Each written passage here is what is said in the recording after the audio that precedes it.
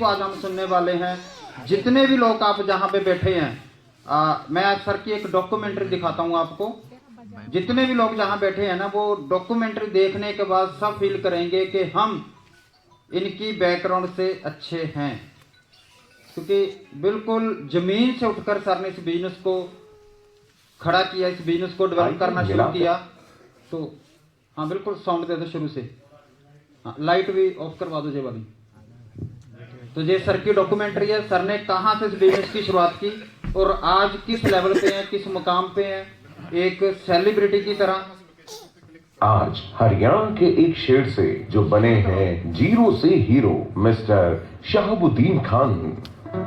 शहाबुद्दीन खान पिता अब्दुल हमीद, माता नजरी। हम 6 भाई और 3 बहन हैं। मेरा जन्म जिला करनाल हरियाणा के एक छोटे से गांव उपलना में हुआ। जब मैंने होश संभाला तो मेरे घर में गोबर का पोंछा लगता था और हमारा घर की छत पौधों को काटकर उसकी छत बनी हुई थी। जब मैं स्कूल जाता था तो यूरिया खाद के प्लास्टिक के कट्टे से मेरा स्कूल बैग बनवाया था। मैंने बहुत कम उम्र में डिसीजन लिया कि मैं फोटोग्राफर बनूंगा। मेरे गांव से एक कस्बा जिसका नाम असंध है, जो कि मेरे गांव से 12 किलोमीटर दूर है। मैं 5 बजे सर्दियों के दिनों में साइकिल पर असंध गांव में फोटोग्राफी सीखने जाने लगा। सर्दियों में साइकिल पर हाथ सुन पड़ जाते थे, पर मैं कभी भी सीखने में पीछे नहीं रहा। मैंने 4 साल तक राज स्टूडियो पर फोटोग्राफी का काम सीखा।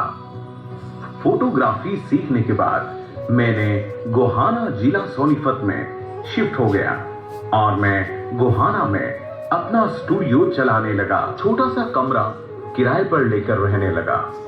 पैसा ना होने की वजह से किराए के मकान के एक ऐसे हिस्से में रहता था जिसमें प्लास्टर भी नहीं हुआ करता था।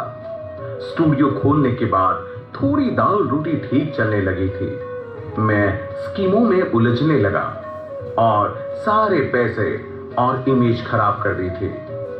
थोड़े दिन के बाद मुझे मेरे दोस्त विजय विरोधिया जी मिले और मुझे आरसीएम के बारे में बताने लगे, लेकिन मैंने उनकी बातों का विश्वास नहीं किया, क्योंकि मैं पहले से इस तरह की मेंबर बनाने वाली कंपनियों में काम कर चुका था। नॉलेज नहीं होने की वजह से मेरे पास जो पैसा था वह सब बर्बाद हो गया और मेरा स्टूडियो समय न देने की वजह से बंद हो गया। मेरे माँ बाबूजी सभी दोस्त मुझसे नाराज रहने लगे। माँ बाबूजी ने डिसीजन लिया कि यह मेंबर बनाने का चक्कर में लगा रहा, क्यों ना इसकी शादी कर दी जाए।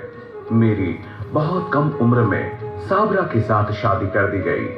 शादी के बाद कोई काम ना होने की वजह से मैं डिप्रेशन में रहने लगा।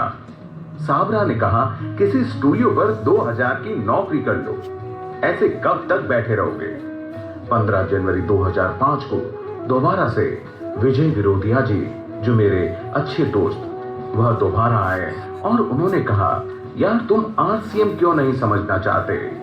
यह देखो, आरसीएम से मेरे 21,000 रुपए का चेक आया है और 1 घंटा मुझे स्कीम और बिजनेस में अंतर समझा। मैंने 15 जनवरी 2005 विजय जी से मिलने के बाद डिसीजन लिया, लेकिन फील्ड से निकलने के लिए पैसा चाहिए था। स्टूडियो बंद हो चुका था। पैसा न होने की वजह से मैं फील्ड में नहीं निकल पा रहा था। उन दिनों साबरा के पास 700 रुपए रखे हुए थे। मेरी मिसेज साबरा ने कहा कि इनसे अगर काम चल सकता है तो इन्हें रख लो। मैंने साबरा से 700 रुपए लिए और फील्ड में निकल गया। 7 से 8 दिन के बाद मेरे पास वो जो 700 रुपए थे वो खत्म हो गए।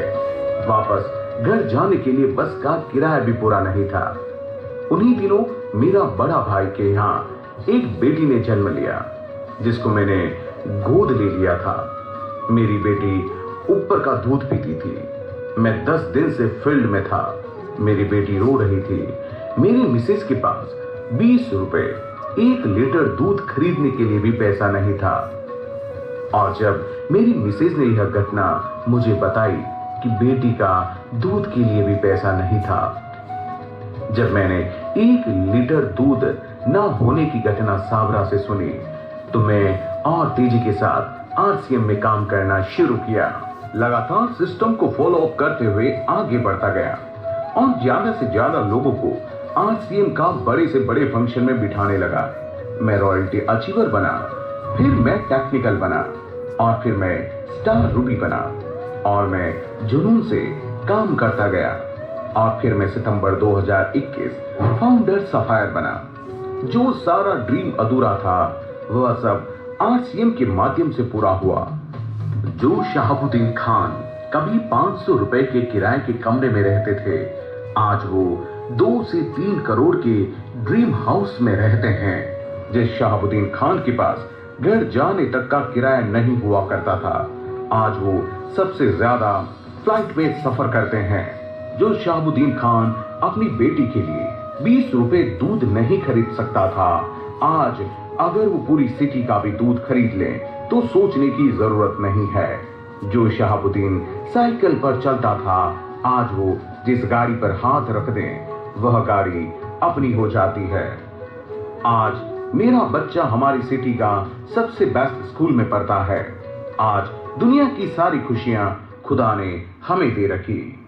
हमारे वालिद साहब ने कहा कि इसको कुछ काम सिखा दें। एक फोटोग्राफर था ग्रोवर स्टूडियो के नाम से, उसके पास इसको काम सीखने के लिए छोड़ दिया और इसने 2-2.5 साल में काम सीखा। फिर उसके बाद यहाँ जलमाने में इन्होंने एक साल स्टूडियो के नाम से अपनी फोटोग्राफर की दुकान की। वो मेरे पास 3-4 साल स्टूडियो में रहा, काम किया। यहाँ से तकरीबन उसका गांव 12 किलोमीटर था और उसने साइकिल पे ही आता था और साइकिल पे ही वापसी जाता था। उसको बहुत बड़ा जुनून था कि मैं कुछ करके दिखाऊं। शहाबुद्दीन जब यहाँ पे काम सीखने आता था, 15-16 साल की उम्र थी, मैंने इसको अपने हाथों से कैमरा पकड़ के चलाना सिखाया। भाई साहब जो है फोटोग्राफर बन गए और हम जो है अपना खेत वाली लाइन में चले गए। जब मैं फोटोग्राफी करता था, रात दिन लगा रहता था, मैं एडिटिंग करता था, नींद जो है मैं पूरी नहीं कर सकता था, 24 घंटे काम करता था, उसके बावजूद भी दाल रोटी चल रही थी। तो इसी हिसाब से फिर हमारी आंखें छूट गई जब उसने पेन कापी निकाली। हमने कहा भाई कोई ना कोई स्कीम मिलेगा है क्या।